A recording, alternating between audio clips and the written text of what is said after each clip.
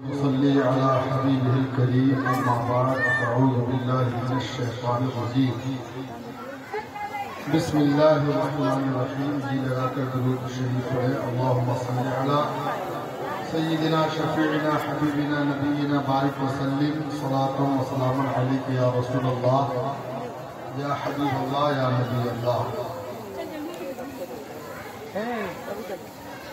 عرس وغیرہ میں آنے کا جہاں بہت سارا مقصد ہوتا ہے، اس میں ایک اہم ترین مقصد یہ ہوتا ہے کہ صاحب مزار کا فیضان حاصل کیا جائے. تو فیضان حاصل ہوگا کیسے؟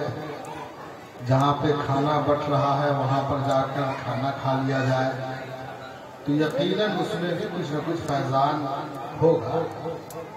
لیکن جن کے نام پر جن کی خدمت میں آپ آئے ہیں اگر وہیں تک نہیں گئے ہیں تو میں گزارش کر رہا ہوں کہ تھوڑی دیر کے لیے وہاں بھی آپ جا کر فاتحہ پڑھ کر ان کے لیے بھی دعا کر لیجئے اور ان کے وسیلے سے اپنے لیے بھی دعا کر لیجئے. آپ کی دعا سے ان کا فائدہ ہوگا اور ان کے وسیلے سے جو آپ دعا کریں گے تو انشاءاللہ اس سے آپ کا فائدہ ہوگا. اور یہ جو کل شریف کا وقت ہوتا ہے، یعنی کوئی بھی بزرگ ہستی جس وقت دنیا سے جائے اور جس وقت دنیا میں آئے، دونوں ہی گھڑی بڑی بابرکت ہوتی ہے، جس کو ہم لوگ عرف عام میں کل شریف کہتے ہیں. یعنی جس وقت وہ شخصیت اس دنیا سے گئی تو 8:45 پہ کل شریف کا وقت ہے اور مجھے لگتا ہے کہ بس 2 سے 3 منٹ باقی رہ گئے ہیں. تو عرس میں آنے والے حضرات اگر اس طرح کی بابرکت محفل میں بھی شامل نہیں رہیں گے تو یقیناً یہ بڑے افسوس کی بات ہے. اس لیے بعد میں اگرچہ آپ گھومتے رہیں مگر اگر صاحب مزار کا فیضان لوٹنا ہے، دعائیں قبول کروانی ہے، نصیبے کو جگانا ہے تو جو آ سکتے ہوں یہاں آ جائیں اور جو اپنی اپنی دکانوں پر ہیں کم سے کم اس وقت جب دعا ہو تو دعا میں شامل ہو جائے. جب کل شریف وغیرہ پڑھا جائے تو اس وقت خاموشی سے سنیں. ماشاءاللہ ہماری شروع دن سے یہی کوشش ہوتی ہے کہ پروگرام ہمارا انتہائی بامقصد ہو اور اسی کی ہم کوشش بھی کرتے ہیں. لہذا آج اس پروگرام میں شعراء کی کوئی کمی نہیں ہے اور خطبہ کی بھی کوئی کمی نہیں ہے.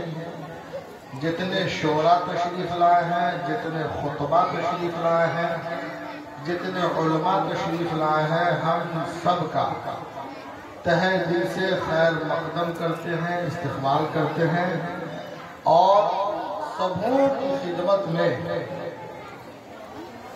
ہم اپنی جانب سے، اپنے گھر والوں کی جانب سے اور تمام مسلمانان لوکہا کی جانب سے ہدیہ تشکر پیش کرتے ہیں کہ آپ تشریف لائے. اللہ کرے آپ اسی طرح ہر سال آتے رہیں.